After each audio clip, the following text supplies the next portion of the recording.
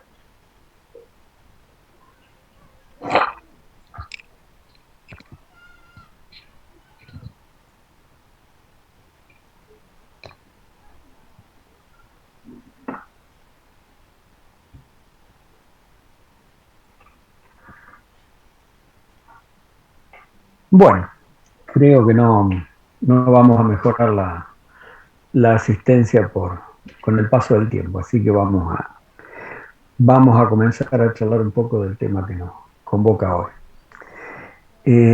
Como quien no quiere la cosa, hemos llegado prácticamente y efectivamente a la última unidad del programa.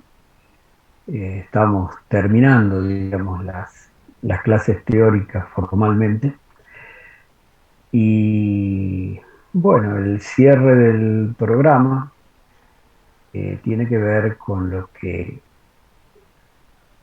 se considera la actividad más abarcativa, más general, que explica qué es lo que hace un administrador o lo que hace un gerente en cualquier nivel de responsabilidad que tenga en una organización, es decir, tomar decisiones. Yo hoy lo que voy a hacer es hablar un poco con ustedes de algunas cuestiones que están eh, digamos, que pueden parecer obvias o que son las que a veces damos por sentado que entendemos y después nos dificultan algunos textos o algunas explicaciones que no son tan simples, no tanto porque sea complejo entender esos conceptos, sino porque a veces utilizan términos y se refieren a determinadas realidades de manera que se torna un poco abstracta a la comprensión más bien práctica que tenemos o con la que nos vamos formando los administradores, sobre todo en esta etapa, cuando todavía estamos hablando de administración general y no hemos incursionado seriamente en las materias vinculadas con el comportamiento. Si bien ustedes, la mayoría creo que ya son de la camada que tienen como curso previo una primer materia de comportamiento en las organizaciones que probablemente los ponga en mejores condiciones de entender algunas cuestiones. Por ejemplo, si ustedes tuvieran que leer el libro de Simon, El comportamiento administrativo.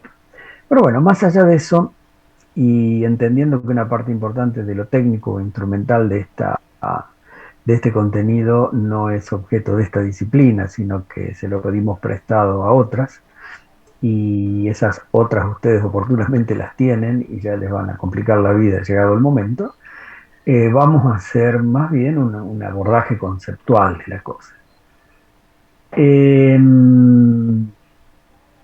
Hablamos de tomar decisiones y yo dije que es la tarea que en términos más generales explica qué es lo que hace un administrador o un gerente en las organizaciones. Si ustedes repasan los distintos modelos explicativos, descriptivos y aún el modelo prescriptivo de Fayol, eh, que hemos utilizado para abordar la función gerencial o la actividad de los administradores o de los gerentes, en algún lugar de en algún lugar del proceso, en algún lugar de las definiciones, en algún lugar de la tarea, aparece inevitablemente la toma de decisiones. Es decir, y si ustedes lo miran con un poquito de, digamos, de precisión, en general todo lo que está alrededor de ese modelo en particular que nos explica lo que nos explica, converge, en cierto modo, en la toma de decisiones. Es decir, nos anticipa nos anticipan esos modelos, esto que yo digo, que probablemente la tarea que por su naturaleza es propia de los gerentes o administradores es tomar decisiones. Ahora, la pregunta es, ¿tomamos decisiones el día que nos convertimos en gerentes o administradores? No. Definitivamente la respuesta es no. Veo que el compañero que está visualizado que mueve la cabeza de lado a lado y por eso lo dije casi como diálogo, dije que no. Evidentemente no. Justamente eso fue lo que el aspecto diferencial de la teoría de mediados del siglo pasado que aportó Herbert Simon cuando escribió el libro El comportamiento administrativo. Dos cosas les voy a contar en este momento. Una, qué fue lo que pasó con Simon y el comportamiento administrativo. Si bien él lo explica muy bien en el extensísimo prólogo al libro, lo que yo no sé si ustedes han tenido contacto con el libro de Simon. Oportunamente este libro estuvo en la bibliografía de esta unidad, en esta materia, yo estimo que no está más, lo cual no tengo una explicación que me convenza a mí de por qué no está. Si bien hacen un temprano abordaje muy esquemático de lo que es el proceso de toma de decisiones en la materia de primer año como un proceso subyacente del proceso administrativo, está muy lejos ese abordaje de abarcar la complejidad que entiendo que el tema tiene y que debieran ustedes comenzar a transitar ya tempranamente. Pero bueno, es otro tema. Pero Simon explica el porqué de su producción, y en esa explicación aparece la respuesta a esto que yo pregunté antes. Si nosotros tomamos decisiones cuando nos convertimos en gerentes o administradores, o es algo que hacemos habitualmente como seres humanos. En términos generales, nuestra vida transcurre en lo que la teoría llama una cadena de medios afines, es decir, la dinámica de nuestra existencia en todos los ámbitos, en todos los temas que hacen justamente a ese tránsito. Nosotros lo hacemos motivados por logros que nos proponemos o logros que nos impone la situación que vivimos, que en general desde lo psicológico las llamamos necesidades insatisfechas. Necesidades recurrentemente insatisfechas, como por ejemplo alimentarnos, o necesidades insatisfechas de niveles de complejidad, como las psicológicas, como algunas de las necesidades sociales que hacen que no son recurrentes y en general suelen comportarse como puntuales, pero que son de extrema importancia en nuestra vida. ¿Cómo funciona esto? decidimos finalidades, o sea, decidimos por qué o propósitos para nuestra vida. O sea, esa es nuestra naturaleza trascendente, en definitiva, conscientes de nuestra finitud biológica. eh, a ese tiempo lo dotamos de un norte fundamental, que es una visión personal, que está construida de expectativas de qué vamos a hacer con nuestra vida desde que nos ponemos a pensar en ello hasta que pongamos un hipotético término, digamos, futuro a nuestra propia existencia. Pero, digamos, desde las cosas más trascendentes hasta las más inmediatas que nos hacen falta hacer sí o sí para poder seguir viviendo, forman parte de esa cantidad inmensa de expectativas, logros que debemos satisfacer, que insisto, tienen que ver con, desde lo psicológico, con necesidades no satisfechas, desde lo racional, con objetivos, metas que nos proponemos, que generalmente están muy relacionadas con esas necesidades, si no Maslow no nos hubiera ilustrado tan bien al respecto, ¿no? Y desde el punto de vista, digamos, de nuestra existencia política, es decir, de cómo hacer para disponer que la realidad se acomode justamente en orden a poder lograr lo que nos proponemos, aún la acción de otros, dado que vivimos en sociedad, dado que utilizamos recursos escasos, dado que todos tenemos más o menos las mismas expectativas y los mismos logros pendientes y en algún lugar nos vamos a cruzar funcional o no funcionalmente con otros, y entonces ahí el nivel de interés que manifestamos, que generalmente está relacionado con la capacidad que tengamos de disponer de los comportamientos o conductas de otros para incorporarlo a los recursos, o sea, a los medios que generalmente disponemos, incluida nuestra propia actividad para satisfacer esas necesidades, cumplir con esas metas, con esos objetivos, darle sentido a nuestra vida a través de algo así como un sentido de misión, de función que cumplir en nuestra vida. Bien, eso lo transitamos, perdón, en lo que, insisto, autores han planteado como una cadena de medios afines. Hay decisiones que tomamos en orden a justamente esas necesidades a satisfacer, esos objetivos a cumplir, esas finalidades y esos intereses, digamos, por lograr cosas. Y otras decisiones las tomamos en términos, bueno, de qué hacemos para, ¿sí? ¿Qué utilizamos para, cuándo lo hacemos, cómo lo hacemos, etcétera?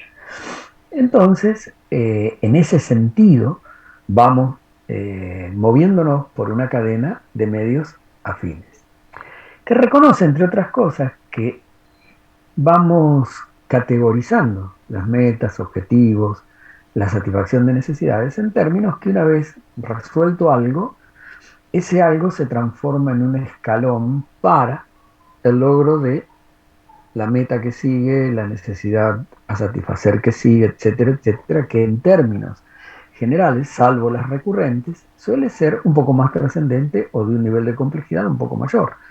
Es decir, vamos recorriendo ese camino utilizando nuestra actividad, los recursos que disponemos, los recursos que disponemos de dos maneras, algunas económicamente y otras desde la naturaleza que nos lo provee, la actividad de otros, formal o informalmente llevada a cabo, para ir cumpliendo con esas metas de logro que hacen a la dinámica de nuestra vida. En ese orden de cosas, difícilmente, digo difícilmente por no decir imposible que ocurra de otra forma, alguna acción que emprendamos frente a una situación que vivimos, en la cual debemos resolver algunas de esas cosas, la vamos a emprender sin haberla decidido antes. ¿Qué significa la vamos a emprender sin haberla decidido antes? Sin haber elegido entre distintas opciones que todas nos llevan o percibimos que nos llevan al mismo resultado. Perdón, Un segundo, ya estoy con ustedes.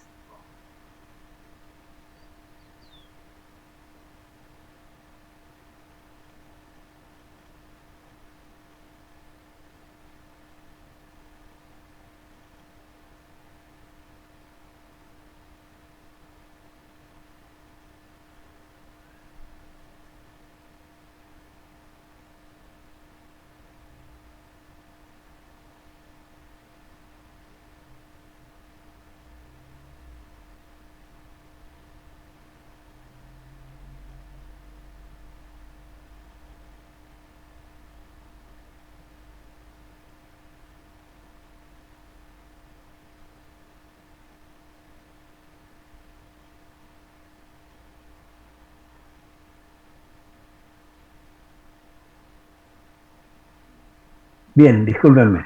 Les decía que difícilmente podamos identificar que alguna acción que emprendemos tendiente a producir un resultado, el que fuere, no la hayamos decidido antes y no la hayamos elegido entre otras alternativas que a priori nos evaluamos que nos prometían una solución al problema que tenemos, una satisfacción a la necesidad que tenemos, un resultado que nos acerque a la meta o al objetivo que nos hemos propuesto.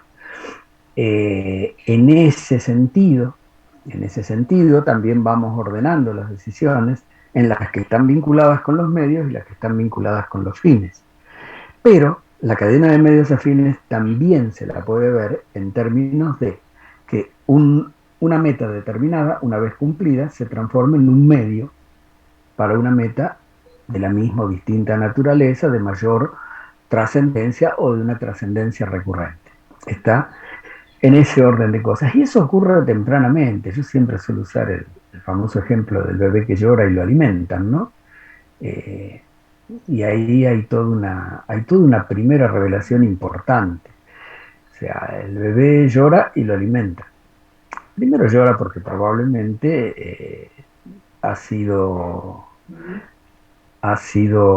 le ha suprimido un medio absolutamente amigable, plácido y sin ningún tipo de dificultad y sin ningún tipo de requerimiento a él para su propia existencia, y de golpe pasa a estar en un medio totalmente hostil. Y ni se imaginan ustedes si supiera la que le espera. O sea, llora sin saber la que le espera, imagínense ustedes si lo supiera.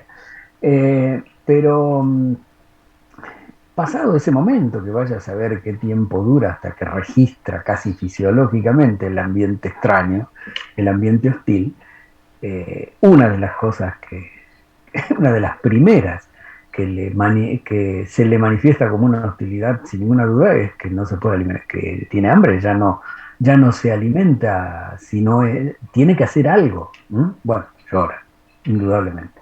E inmediatamente le dan de comer. Ahora ya la segunda vez, esa criatura, vamos a ponerlo entre comillas, aprendió que si llora, le dan de comer. ¿Está? Entonces, fíjense qué temprano que aparece esto de la cadena de medios afines.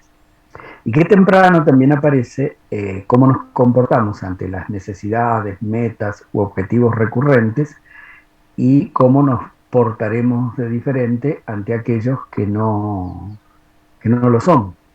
¿Está? Bien, esto es lo que Simon digamos, vamos a decirlo de esta manera, utilizó para explicar por qué la forma en que los seres humanos toman las decisiones, o sea, el proceso mental, el proceso perceptivo, cognitivo y conductual que manifiestan los seres humanos para tomar decisiones, es algo que lo traen consigo. Lo traen contigo, no es algo que se lo inventa en el transcurso de su vida como producto de la socialización, sino es algo que está innato. ¿Qué buscaba Simon y por qué llegó a esta conclusión? Tengo mi mascota que está con un conflicto limítrofe entre mi casa y la calle y es difícil pararla, si no molesta mucho yo sigo. Voy a cerrar un poquito. Bien. Ahí por ahí se escucha menos. Entonces les decía, Simon criticó duramente a la teoría clásica. Si bien él investigó y escribió su producción más importante a partir de 1947, 48 en adelante, en pleno auge de las ideas neoclásicas, él era un, digamos, antes que nada, no era sociólogo, era muchas cosas, pero no era sociólogo, pero si lo hubiera sido era un estructuralista, su análisis era netamente estructuralista, estaba basado en, fundamentalmente, hacía hincapié importante en la estructura de la organización como uno de los puntos imprescindibles y, digamos, inescindibles del concepto de organización, pero pero en lo que no estaba de acuerdo era en lo siguiente, y lo planteaba de esta manera. Dice, si las organizaciones están formadas por seres humanos, aún, aún dándole crédito a esa naif idea de Barnard, ¿m? De que las organizaciones eran sistemas de cooperación, donde los intereses, donde el poder, donde las retribuciones materiales no eran determinantes de la conducta humana, sino que lo determinante era la cooperación para producir todo aquello que era necesario para la vida de los seres humanos. Aún tomando ese concepto de Barnard, que subyace en el modelo del equilibrio organizacional que ustedes han estudiado en algún lado, él decía que si las organizaciones estaban formadas por seres humanos con esa finalidad, ¿m? ¿Por qué? Porque tenían un comportamiento previsto y asociado a la forma que adquirían tan diferente al comportamiento de los seres humanos, al punto tal que el grave problema a mitad del siglo pasado era cómo articular la organización formal con la informal, entendiendo por formal la organización previsible, la que era planeada para, la que era diseñada como un medio para y con un criterio subyacente de cierta inefabilidad, es decir, que diseñada de tal manera no había, estaba condenada al éxito la organización en términos de lo que estaba probado en cuanto hablamos de una forma y un funcionamiento asociado a esa forma, de acuerdo al sector de actividad donde la organización estuviera funcionando. Digo, el problema serio era cómo articular lo que ya a esa altura se entendía como inevitable comportamiento de los seres humanos como formando parte de un grupo social, de una formación social que también lo era la organización, y entendiendo que el resultado, fuera cual fuera el resultado de la actividad de la organización, o sea, de la acción empresarial, era, digamos, la conjunción de lo que estaba previsto y de lo que no estaba previsto. Es decir, las cosas ocurrían porque la organización funcionaba en esos dos niveles. Lo que el resabio más importante de no concebirlo, ¿cuál era? Que el ajuste siempre se hacía desde lo informal a lo formal. Es decir, se trataba de llevar la conducta humana a la conducta prevista, a la requerida por la organización, algo así como que había que dejar en el perchero del vestuario de la fábrica la personalidad e ingresar al recinto de trabajo no como las obreras de las montadoras de Elton Mayo, sino como un obrero de Taylor. ¿Está? Entonces él decía, no puede ser, hay que encontrar una interfaz entre la conducta individual de los seres humanos como seres individuales y seres sociales que viven en la sociedad y la conducta que requieren las organizaciones para que esto funcionalmente se proyecte en una actividad que eh, racionalidad por medio logre ser eficaz, logre ser efectiva, logre ser eficiente. Entonces criticaba duramente a la teoría clásica, criticaba a los principios de Fayol, y se proponía encontrar lazos comunes, aspectos comunes entre la conducta del individuo como tal y en sociedad y la conducta del individuo colectivamente requerida en las organizaciones alrededor de un proceso de trabajo, alrededor de una organización del trabajo jerárquica y funcionalmente agrupada como él aceptaba que eran las organizaciones de su época. En resumidas cuentas, ¿qué fue lo que encontró? Justamente, primero, la importancia de la toma de decisiones como antecedente inmediato a cualquier acción que el ser humano emprende para lograr algo, y que esto ocurre independientemente de dónde esté el rol que cumpla y para qué lo haga. Es decir, es anterior a las organizaciones esta conducta de los seres humanos. También detectó que algunas particularidades respecto de esto. Una es que eso que él después llamó el proceso racional de toma de decisiones, que vamos a explicar por qué proceso, por qué racional y por qué no racional de toma de decisiones, es una conducta que tenemos asociada, que tenemos adherida, la manifestamos, la ponemos en marcha, pero vamos desde la no conciencia de que lo hacemos hasta una aplicación casi normativa de ese proceso de acuerdo a las circunstancias, de acuerdo a la situación que nos toca vivir y en la cual tenemos que decidir. Es necesario decirlo ahora, él clasificó las decisiones que se tomaban en las organizaciones en dos tipos de decisiones. Ustedes se deben acordar. ¿Alguien se acuerda de cómo clasificó Simon las decisiones? Bueno, no, porque no lo han visto, salvo que en alguna clasificación de algún libro alguien lo haya reproducido. Él las clasificó en decisiones programadas y decisiones no programadas. Eran decisiones programadas aquellas que en la organización se tomaban de una vez y mientras no cambiara las razones por las cuales ese curso de acción se había adoptado en términos de resultados esperados de ese curso de acción en algún aspecto de la organización, no se cambia. ¿Está? Es decir, todo aquello, para simplificar, de la mitad para abajo de las organizaciones, altamente tomado por la formalización del comportamiento, por los procesos de burocratización, tanto verticales en términos de autoridad como horizontales en términos de funcionalidad, es el ámbito de las decisiones programadas. Es decir, tampoco las toma un individuo en particular. Normalmente las toma la organización. Es parte de la organización que está prevista. ¿Se entiende? Bien, decisiones programadas. De la mitad para arriba, por poner un límite medianamente, digamos, identificable,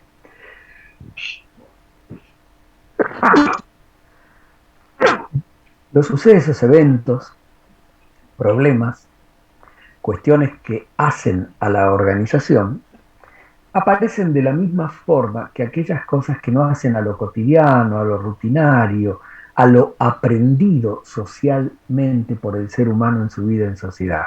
Es decir, no ocurre como una rutina, no ocurre con mucha frecuencia, a veces son eventos únicos.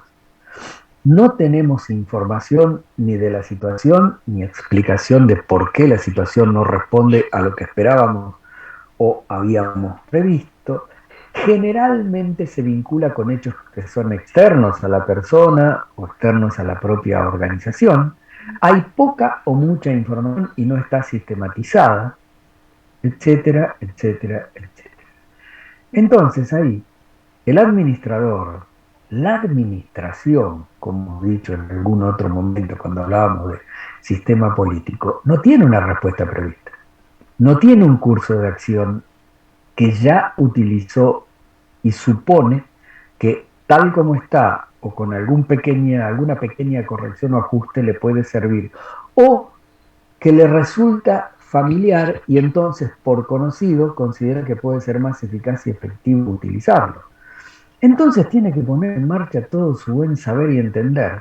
Primero, para tratar de explicarse qué es lo que pasa. Lo que pasa más o menos lo sabe. Las cosas no ocurren como estaba previsto, como esperábamos, como se habían planeado, etcétera, etcétera. El tema es que eso no nos explica nada. Eso lo único que nos explica es que hay una diferencia entre lo que tenemos un problema, ¿está? Tenemos un problema. Ahora, para poder explicarlo, hay que ir a las causas que producen ese efecto.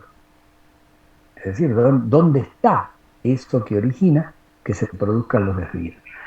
Bien, todo eso pone en marcha distintos mecanismos en los seres humanos y también cuentan con distintas herramientas para ser aplicadas en estos casos. El ser humano recurre a su experiencia, o sea, a todo lo aprendido social y o formalmente en términos de haberse capacitado para. Recurre por analogía a cuestiones que recuerda como parecidas o que le pueden resultar, digamos, que le pueden resultar por lo menos comparables, o donde puede por lo menos describir cuáles son las diferencias que hay. Si eso no da resultado,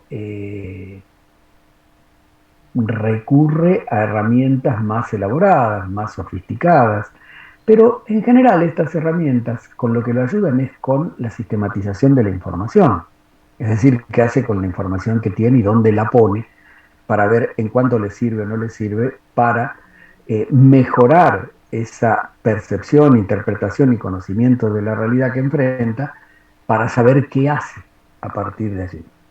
Recurre a lo que sabe, recurre a lo que aprendió. ¿Lo hace de cualquier manera esto que estamos hablando? No, ahí es donde recuperamos ese mecanismo que tenemos incorporado casi como un chip de fábrica. Es decir, en cierto modo, tenemos una primera etapa en la que tratamos de entender qué pasa, que tratamos de responder a la pregunta ¿por qué pasa lo que pasa? A la par o con posterioridad, pero en general sin límites muy claros, nos ponemos a pensar qué hacer, qué podemos hacer para mejorar la cuestión. Hay algo que corregir, hay algo que hacer directamente de otra manera, nos equivocamos antes, ¿está? No podemos probar los fuegos artificiales para saber si andan el día anterior. Eso es un tema y con las decisiones vinculadas con las acciones que debemos emprender como administradores o gerentes pasa lo mismo. Es decir, no hay tiempo en general. Lo que hay que tratar es de saber hoy qué puede pasar con lo que se nos ha ocurrido, con el curso de acción o los cursos de acción que se nos han ocurrido. ¿Está? Entonces debemos tratar de darle valor a los resultados, impactos que todo aquello que vamos a incorporar en ese curso de acción puede dar sobre lo que consideramos que tenemos que resolver. ¿Está? Ahí va a intervenir objetivos, estructura, tecnología, personas. Mírenla como quieran en la organización. En cada curso de acción intervienen todo lo que hace el funcionamiento de una organización. Algunas cosas sabemos cómo se comporta, no tenemos ninguna duda, ¿tá? Sobre todo aquellas que supuestamente controlamos, que son las que están dentro de la organización, lo que conocemos, ¿sí? Lo que con muy poca información podemos más o menos aproximar un resultado posible de esa cuestión. No hay nadie pendiente de entrar, ¿no? Porque yo me olvido mirar acá el cuadrito de la derecha. Lo voy a sacar porque me está... Si algún compañero está fuera, después me cuentan lo antes que pueda. Entonces, les decía, el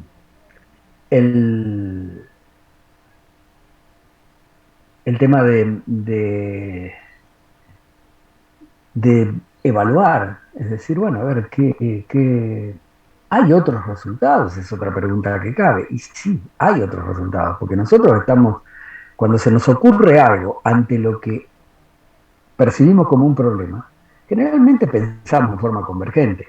Pensamos en forma convergente y pensamos en forma lineal. O sea, pensamos que de qué disponemos y cómo podemos hacer para resolver ese problema. Pero estamos en un sistema, antes que nada. Estamos en una formación social, estamos en un sistema técnico, estamos en un sistema en una jerarquía, digamos, donde hay poder de distinta naturaleza en juego y con distinto interés sobre el resultado de aquello que hoy no está dando resultado. Entonces, nos encontramos con que hay aspectos o consecuencias de ese curso de acción que vamos a tomar que no van a actuar como solución de lo que nos pasa. Y es más, hasta pueden llegar a actuar como desacomodando algo que hasta ahora entendemos que está bien. Eso nos suma en la valoración que hagamos del resultado de la acción que vamos a emprender. Tendremos que ver qué signo le ponemos y cómo ponderamos el resultado final en función de esos aspectos. ¿Está? Pero por otro lado hay algo más serio todavía. Hay cosas que tienen que ver con ese curso de acción que no ocurren en la organización y no ocurren por decisión ni acción de agentes internos, que es lo que nosotros supuestamente controlamos. Desde estados de la naturaleza hasta comportamientos de clientes, comportamientos de proveedores, comportamientos de algunos de los organismos que representan a los marcos de referencia, pueden actuar y sobre eso no tenemos control. Es decir, va a ocurrir lo que tenga que ocurrir y nosotros, ¿a qué podemos aspirar? Y a tener información que medianamente nos dé una idea de cómo se puede comportar todo eso, y eso también corrige el efecto de la decisión que tenemos que tomar. Bien, todo esto transcurre en nuestra cabeza, transcurre en este proceso que ponemos en juego cuando tenemos que tomar decisiones, al decir Simon, no programadas en la organización. Probablemente si alguno de nosotros nos preguntan, después de a lo mejor todo esto que yo estoy diciendo, un poquito más esquematizado y ordenado, a alguien le preguntan, ¿con cuáles decisiones estás más familiarizado en tu vida? No necesariamente en la facultad, en el trabajo, etc. ¿De cuáles seguro que nos vamos a acordar? De estas últimas, aquellas que nos tuvieron como perros siguiéndose la cola durante bastante tiempo, preocupados y ocupados. ¿Mm? Y no prestamos atención a la infinidad de decisiones programadas por las que transita nuestra cadena de medios afines. Las cosas que aprendimos de una vez y las hicimos siempre igual, las cosas que nos enseñaron que debían hacerse de determinada manera, lo aceptamos y las reproducimos. Es más, probablemente hasta se las estamos enseñando a quienes nos siguen, o sea, en términos de normativa social, por ejemplo. Todo lo que es producto de lo que nos hemos formado para lo que entendemos que es nuestro trabajo, son cosas que hemos aprendido y son formas de abordar una determinada realidad y formas de actuar sobre esa realidad desde el punto de vista de la técnica. Todo eso lo hacemos en orden a reproducir nuestras decisiones y acciones en la medida que percibamos que la situación no ha cambiado. Porque el otro problema es, cuando percibimos que la situación no es la misma, es donde comenzamos a sospechar que ya no vamos a poder hacer lo mismo que hacíamos. Pero ustedes tienen tienen idea seguro, si se ponen a pensar van a ver que es casi abrumador la cantidad de cosas que hacemos sin darnos cuenta. Sin darnos cuenta, haciendo cero ese espacio, infinitesimal, mejor dicho, ese espacio entre la decisión y la acción. ¿Por qué? Porque la decisión quedó muy atrás en el tiempo. Es más, probablemente ni la tomamos nosotros. Nosotros tomamos la decisión de hacer o no hacer las cosas como nos dijeron, como nos enseñaron. ¿Está? Y alguna la hemos construido nosotros. Nos llevó mucho tiempo algo, nos pasó algo que a partir de ahí nos marcó y ante cualquier situación que percibimos como similar, hacemos exactamente aquello que nos dio resultado. O sea, transitamos una parte importante también de nuestra vida tomando decisiones programadas. Hasta que la realidad, en realidad, mejor dicho, el impacto sobre la realidad de lo que hacemos, nos va a decir si decidimos bien o decidimos mal, o si la decisión que tomamos ya no tiene vigencia frente a esa realidad. Bien, de aquí Simon concluye, decir, bueno, si como seres humanos esto nos pasa, esto lo llevamos exactamente en el mismo estado a las organizaciones. ¿Qué es lo que cambia entre nuestra actitud?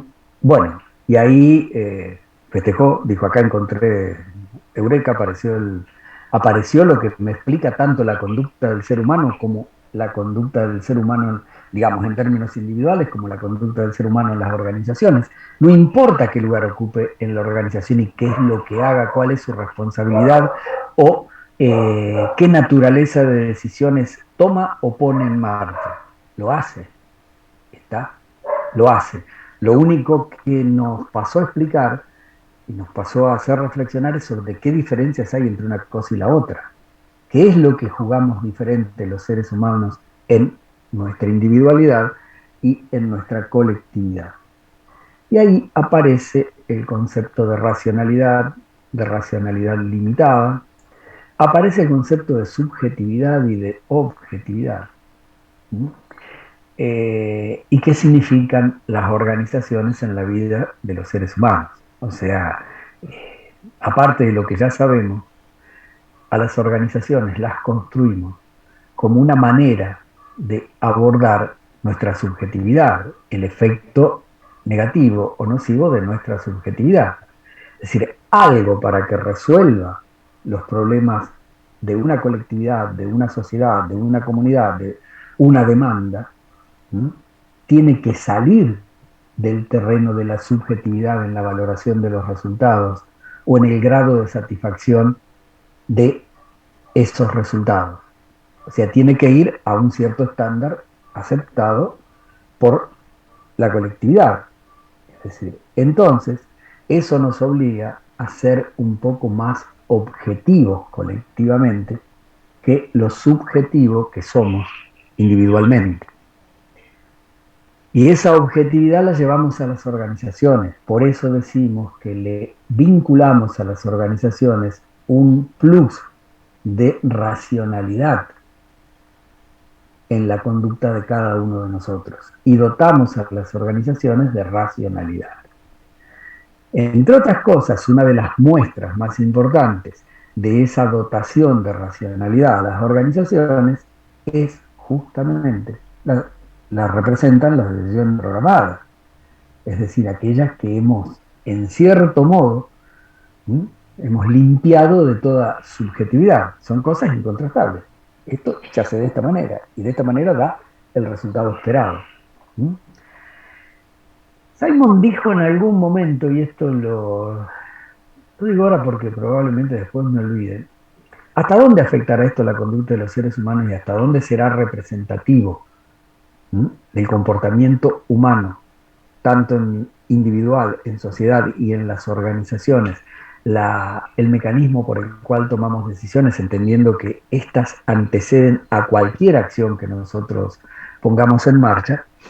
Que él dice, si uno quiere modificar la conducta de los componentes de una organización, no debe intentar modificar su personalidad, no debe tratar de convencerlo de cuestiones diferentes por las que transitan sus convicciones.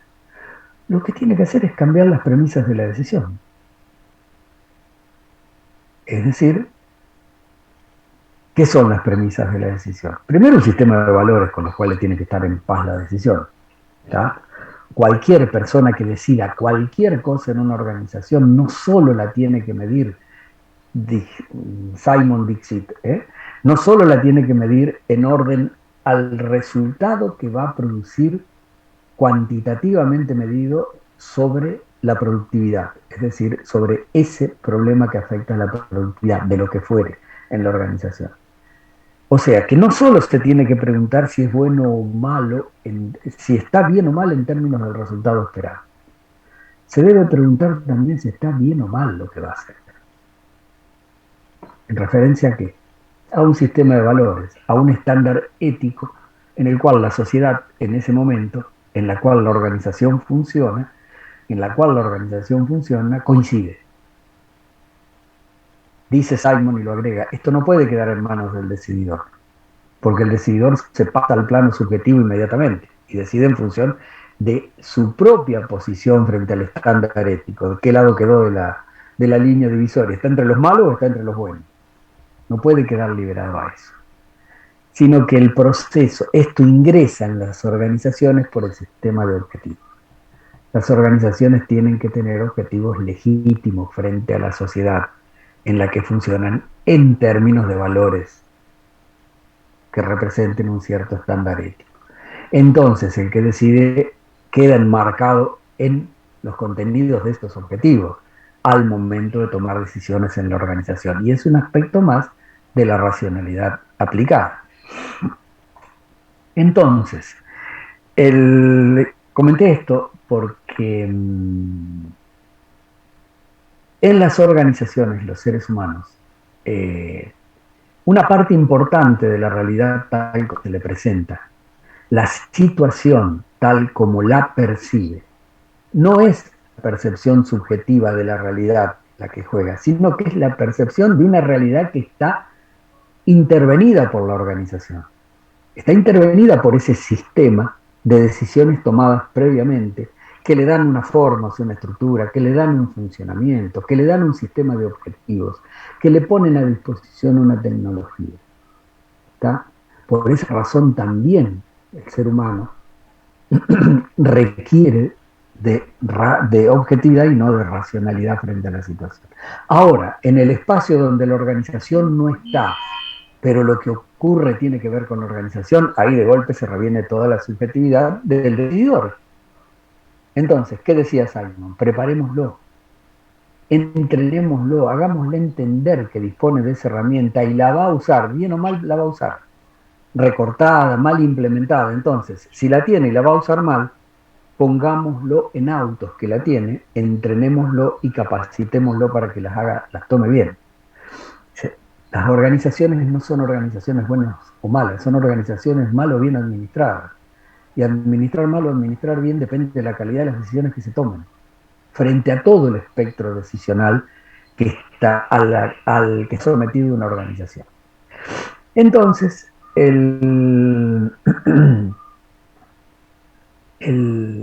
la cuestión tiene que ver con habrá mejores organizaciones, tendrán mejores resultados en la medida que tengan mejores decididores. ¿Tá? Y los seres humanos estamos muy lejos de maximizar el resultado de una acción emprendida en términos de esa construcción compleja que es la organización, sistema social, sistema técnico, sistema de control administrativo, etcétera, etcétera. Entonces, él dice, el máximo, el óptimo tiene que ver con el mejor de todos los resultados posibles. ¿Alguien sabe cuál es el mejor de todos los resultados posibles? No. ¿Por qué razón? Porque no sabe cuáles son todos los resultados. No hay forma de que alguien pueda monitorear la realidad en términos de describirla,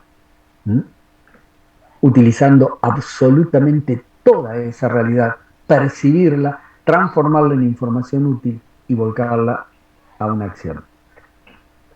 Por lo pronto, el ser humano, por esa sola cuestión, sus dificultades primero para percibir e interpretar la realidad, ponerla en algún lugar entre su subjetividad y su racionalidad, y proceder después, en orden al lugar que ocupe en la organización, en cuanto tiene recortada esa posibilidad de irse para el lado de los objetivos y en cuanto no la tiene o no se la presenta la situación que vive o en la cual tiene que actuar, a lo sumo puede aspirar a tomar la mejor decisión en las condiciones o en la situación en la cual está.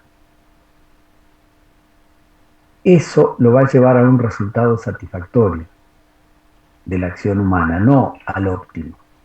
Entonces, el administrador se mueve entre opciones y acciones que producen resultados que son satisfactorios, los mejores en la situación dada. ¿Los mejores para quién? Para él. O para la organización, de acuerdo a los estándares que se haya propuesto de productividad. ¿De acuerdo? Entonces, lo que está en juego aquí también, el otro concepto que pone en juego Simon, es el de la racionalidad, porque la optimización requiere de una racionalidad limitada, es decir, seres humanos, personalidad mediante, socialización mediante, mecanismo de percepción, de interpretación, conducta mediante, tendríamos que, para ser ilimitadamente racionales, quedar totalmente desposeídos de cualquier posibilidad de una interpretación subjetiva de la realidad que nos rodea. Y eso no es posible. No es posible para ninguna disciplina que seriamente estudie la conducta humana. Por lo pronto, avanzamos en nuestra vida con una racionalidad limitada. ¿Tenemos el don de la racionalidad? Sí, lo tenemos. Sí. ¿Cómo se define o cómo se explica? Bueno, hay muchas formas de decirlo, pero creo que la más útil en orden a lo que a nosotros nos interesa es que, primero, tenemos conciencia de nosotros mismos y tenemos conciencia del otro. Manejamos lenguaje. ¿tá? Le podemos poner nombre a las cosas y esto no es una cuestión menor. Y en tercer lugar, tenemos esa conducta finalista que hace que podamos ordenar la realidad y lo que ella nos propone y de lo que disponemos, incluida nuestra propia tarea, en orden a conseguir lo que queremos. Entonces, bien, ¿hasta dónde lo llevamos eso? Bueno, la historia de la humanidad y las noticias de ayer y de hoy nos dicen que dejamos bastante que desear en orden a algunas finalidades o metas trascendentes, como la condición humana, una vida digna, y bueno, ya con eso tenemos para rato, ¿no? Recuerden lo que vimos en la unidad de responsabilidad social, recuerden todo lo que quieran ustedes recordar, o el noticiero de hace media hora. Y entonces van a ver qué cerca estamos de darle la razón a quienes dicen que, contrariamente, por lo menos los animales no son racionales, pero son inconscientes. Nosotros somos irracionales, pero conscientes de un problema, ¿no? Bien, entonces,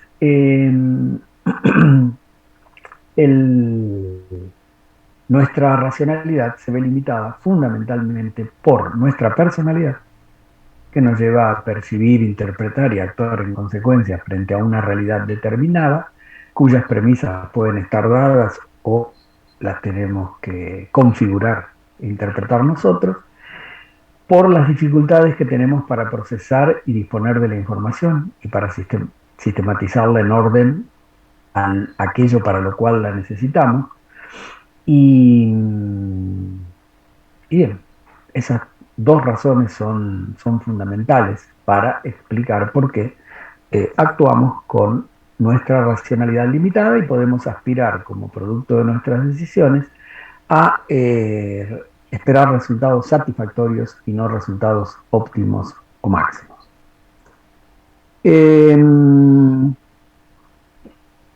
Decía antes que bueno, creo que ya lo he explicado, que esa división entre, bueno, en definitiva, Simon explica entonces que los seres humanos en las organizaciones, merced a todo lo que he dicho, ponemos en juego nuestra capacidad de tomar decisiones y emprender acciones. Digo, nosotros podemos, alguna acción, muchas de las que hacemos, que fue lo que había empezado a hablar con ustedes, no detectar en qué momento previo a eso hemos tomado la decisión de que sea eso y no otra cosa, lo que hemos decidido hacer. Hay una conducta bastante común, una vez tomado una acción y verificado el resultado, y si esto no salió como estaba previsto, pegarnos en algún lado de la cabeza, las manos, hacer algún gesto y decir, claro, lo que tenía que hacer era lo que no hice.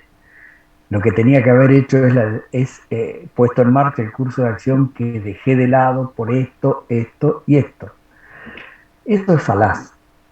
Primero porque el resultado se da en una situación. Nada nos puede asegurar que si hubiéramos tomado el otro curso de acción, nos hubiera ido mejor. ¿Está? Con el diario del lunes, como suele decir el famoso dicho del saber popular, todo es muy fácil, pero es falaz. No es correcto. En segundo lugar, siempre vamos a poder explicar por qué tomamos un curso de acción y no otro, en función de algo que es tan innato, tan asociado a a lo más intrínseco de nuestra composición cognitiva, como es nuestro sentido de la eficiencia. Siempre actuamos sobre una relación de costo-beneficio. Siempre vamos a poder explicar, aun no logremos el acuerdo de muchos, o sí, que en el momento que tomamos una decisión es la que entendíamos que nos daba el resultado más satisfactorio. El tema es qué ponemos del lado del costo y qué ponemos del lado de los beneficios. Recuerden la teoría del equilibrio organizacional. Yo siempre solía dar un ejemplo. Si a mí no me importa el dinero, me pueden pagar cualquier sueldo, que a mí yo no lo voy a percibir. Por eso Barnard decía, los beneficios que la organización nos brinda y la percepción que tenemos de esos beneficios. Porque si lo que la organización nos da no nos interesa, vale cero.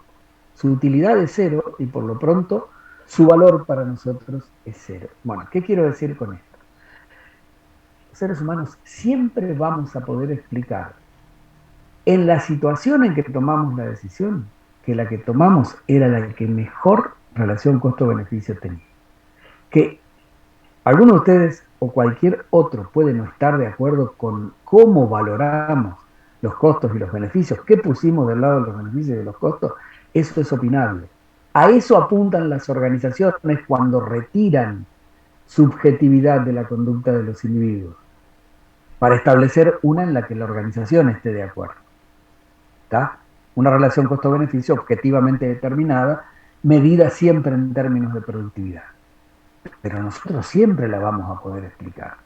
Digo, no hay que ser jodido, por decir una palabra que se entienda, respecto de admitir rápidamente que nos equivocamos, ¿no?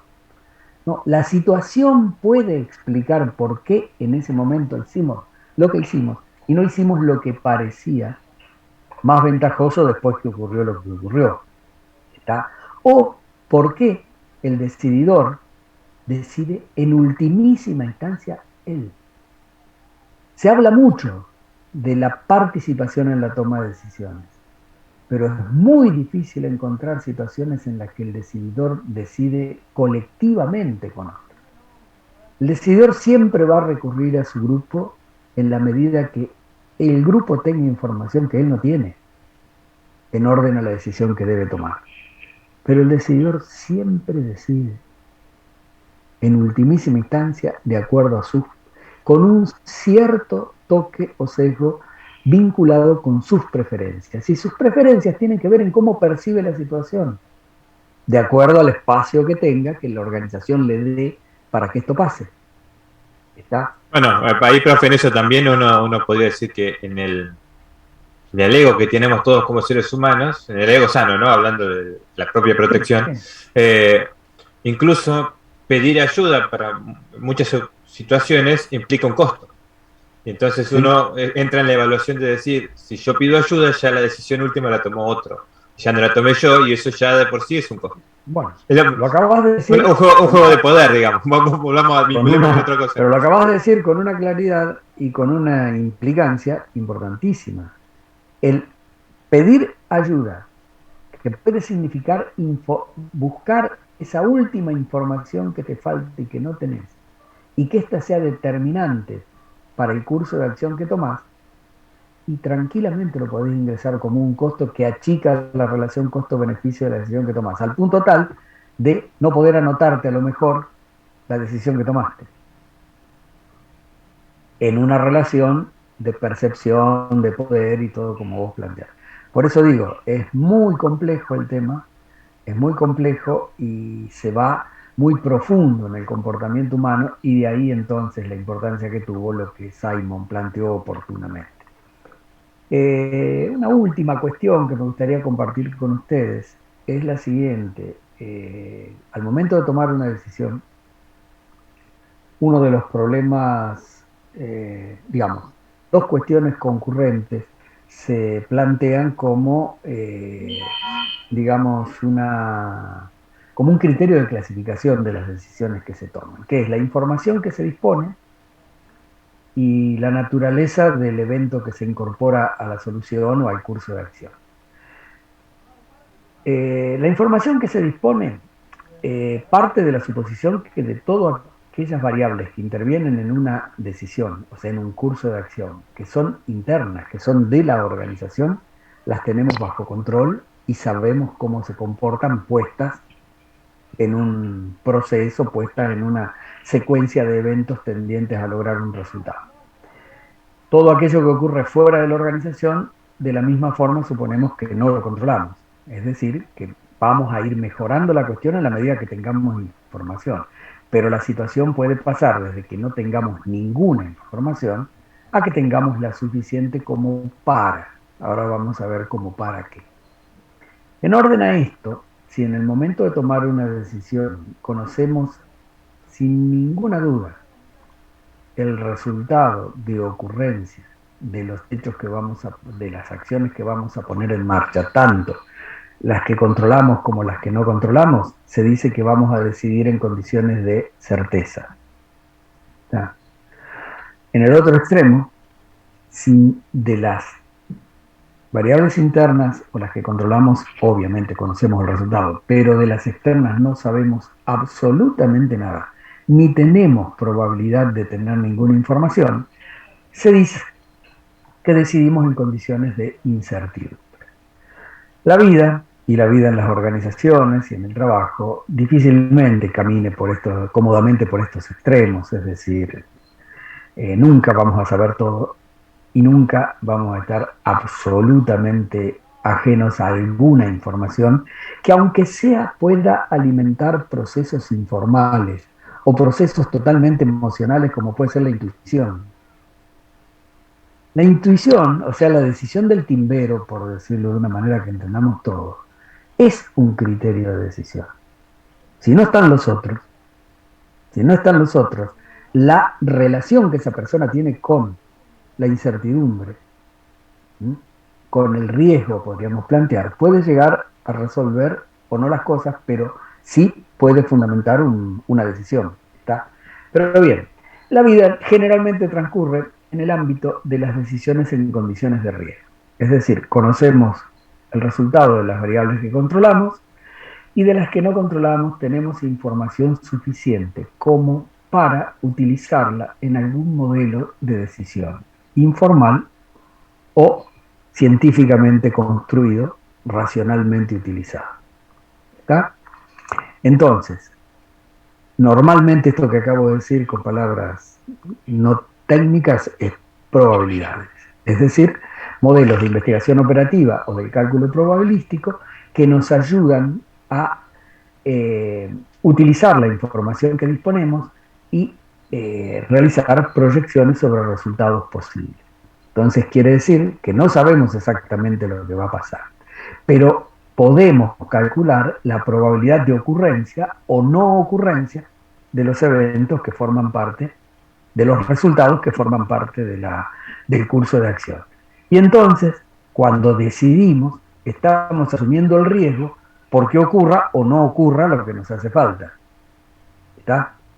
Y lo podremos explicar en orden a que, bueno, los sistemas probabilísticos o los sistemas de optimización obviamente están científicamente determinados y no tengan duda que se relacionan sin ninguna duda con la capacidad percibida de acercarse con las proyecciones a lo que pudo ser la realidad que no podíamos verificar. Entonces, digamos, esa es la tercera condición y la más habitual, probablemente. ¿Y todo esto con qué tiene que ver? Y bueno, con nuestro comportamiento frente al riesgo tiene que ver con nuestra formación, tiene que ver con la tendencia o no a utilizar las herramientas que nos proveen otras disciplinas en términos de modelos decisorios. Las técnicas de las que habla el programa, que insisto, no son tema de nuestra disciplina y las van a estudiar en detalle en estadística y en investigación operativa, no sé cómo se llama hoy esa materia, en mi época se llamaba de esa forma. Lo que hacen es, en modelos diseñados al efecto, se utiliza la información, se la sistematiza y se la proyecta y, digamos, hoy la capacidad de procesar mucha información en un tiempo razonable ha hecho infinito la utilización de estos modelos de decisión basados en la información que se dispone sobre una realidad determinada. Y ayudan mucho, obviamente, en la toma de decisiones. En la toma de decisiones más vinculada con los aspectos previstos, no tanto con los imprevistos. ¿Mm? Los aspectos no... Fíjense, un dato simple. Hace muchísimos años, cuando yo estudiaba, decíamos, cuando teníamos que explicar la relación del decididor con la información, decíamos, no tiene información, tiene poca. O sea, tiene que poner en marcha el proceso racional con todas sus imperfecciones. ¿Por qué? Porque el problema viene sin información, no hay información. Hoy nos puede pasar. La superinformación va a atender en lo que Claro, ya habíamos por visto, eso la digo, estandarización hoy, de resultados. esa misma persona, ante una cuestión, pone un buscador y en 30 segundos, con suerte, si va lento, le aparecen 328.000 resultados de la búsqueda. Eso y no tener información es lo mismo. Sí. Es decir, si bien hay un cierto criterio de sistematización en los resultados que van desde, probablemente desde el que considera el sistema más asertivo hasta el menos, es lo mismo, estamos tan empantanados por sobreinformados como lo podíamos estar por subinformados. Entonces, digo, ¿cuál es la conclusión? El cuello de botella no es la información ni el procesamiento de la información. El cuello de botella es el procesador que no se le puede agregar memoria RAM, o sea, nosotros. El problema somos nosotros, ¿está? El cuello de botella es el ser humano, por suerte. En algún momento intenten ver en algún lado la historia de Herbert Simon allá por 1950 y Monedas, un pequeño libro que escribía sobre la primer computadora. La primer computadora estaba en construcción cuando él escribió el comportamiento administrativo, publicó el comportamiento administrativo, donde decía que las organizaciones iban a mejorar en la medida que las decisiones programadas le ganaran espacio en la jerarquía a las decisiones no programadas. Él decía que había que mejorar la toma de decisiones con esa finalidad, que las decisiones programadas le ganaran espacio a las no programadas. Él estaba diciendo que la objetividad y la racionalidad le ganen espacio a la subjetividad y la emocionalidad. Para eso confiaba en la computadora, que no se había creado todavía. Decía, si en estas Mac que están pergeñando algún día se puede simular el mecanismo por el cual los seres humanos toman decisiones, entonces va a bastar con dotarlas de información para que mejoren las decisiones y entonces las organizaciones sean mejores. Esto lo decía en algún lugar el comportamiento administrativo. En un librito un tiempo después justamente planteaba esto, ¿no?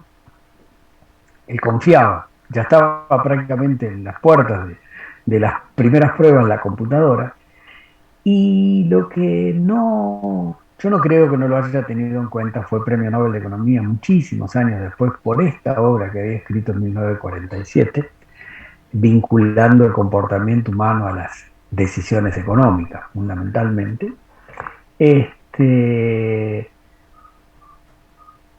Justamente el problema está en esto que acabamos de concluir hace unos minutos.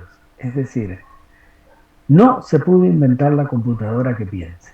Por lo pronto sigue dependiendo de la información que le pongamos a disposición los seres humanos. Y los seres humanos no hemos evolucionado como como la tecnología y la tecnología de la información. La hemos producido, sí, pero nosotros, nuestro sistema cognitivo y nuestro mecanismo psicológico de percepción, interpretación y conducta sigue siendo el nuestro. Y bueno, cuando la tecnología, el mundo tecnológico de Estados Unidos creyó que podían pasar de las computadoras electrónicas a las computadoras químicas, es decir, que el procesamiento fuera por procesos químicos, no por procesos electrónicos, creyeron que estaban a las puertas de poder lograr la computadora que piense, es decir, se estaban acercando prácticamente a lo neurológico, o sea, eh, esa era la solución final a la cuestión. Hubo mucho dinero en la década del 80 y 90 puesto en Silicon Valley, fue una de las finalidades reales de la creación de ese espejo productivo de tecnología en Estados Unidos, con la esperanza de que esa quinta generación estaba a las puertas de ser transformada en innovación. No ocurrió. O sea, yo por lo menos no sé si no ocurrió porque alguien puso cordura a la cosa o no ocurrió porque no se pudo avanzar, pero no ocurrió. Y con ello tampoco ocurrió el sueño de Simon, ¿no? Que decía que el día que se pudiera simular el mecanismo mediante el cual los seres humanos pensamos, no íbamos a tener que pensar en las organizaciones, sino nada más que ejecutar. Y ahí ya se acercaba peligrosamente a otra historia, Simon, que, digamos, hemos decidido mirarlo con cierta, digamos, con cierta comprensión, pero que no, este, digamos que el ideal tayloriano no murió con Taylor. Trascendió las épocas con distintos matices. Bueno, gente, la clase la tienen, eh, intenten con todo lo que charlamos aquí, eh, primera lectura de lo que está precisamente puesto como producción de los autores en esas diapositivas y cualquier cosa el jueves lo charlamos. ¿De acuerdo? ¿Alguna De pregunta? acuerdo, profe. Bueno, bárbaro. No, Los no, veo el pues, jueves. bueno, hasta el jueves. Y Bárbaro. bueno, ya que estamos en la última clase, no estamos en el aula para darle el aplauso final, pero bueno, así queda en la virtualidad. De Lo verdad, un dejamos para el gusto. jueves la despedida. Dale. Y por ahí nos vemos en el examen de diciembre, casi con seguridad. Voy a tratar porque por otro lado sería mi despedida porque ya estoy, digamos, en periodo de presentar mis papeles para jubilarme, así que probablemente esta vez sea cierto que este es el último curso, después de muchos años. Así que lo compartiré con ustedes, aunque sea en el examen final. ¿No? Bueno, Bárbaro. que así sea, profe. Gracias. Suerte, nos vemos la semana por que el viene. honor. Chao, profe, gracias. Chau, chau. Chau, chau.